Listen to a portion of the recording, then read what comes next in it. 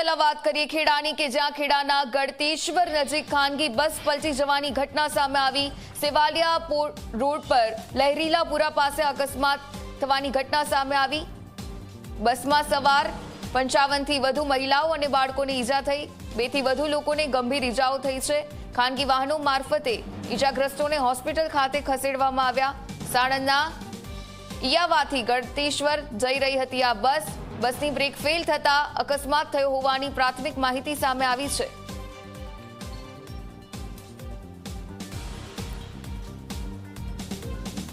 તો સેવલિયા પોર્ટ પર અકસ્માતની આ ઘટના બની। સતત વધતા અકસ્માતો અને અકસ્માતની ઓર એક ઘટના આજે બની। ગોજારો રવિવાર સાબિત થયો ખેડાના ગળતેશ્વર ખાતે, કેમ કે ખાનગી બસ આખી પલટી જવાની ઘટના સામે આવી। સેવલિયા પોર્ટ પર લહેરીપુરા પાસે અકસ્માતનો બનાવ બન્યો છે। 55 થી વધુ મહિલાઓ અને બાળકોને ઈજા થઈ છે। 2 થી વધુ લોકોને ગંભીર ઈજાઓ થતા હાલમાં હોસ્પિટલમાં સારવાર અર્થે ખસેડવામાં આવ્યા છે। આ તમામ એ મુસાફરો જે આ બસમાં સવારી કરી રહ્યા હતા અને અચાનકથી જ આ બસ પલટી જવાનો મામલો સામે આવ્યો।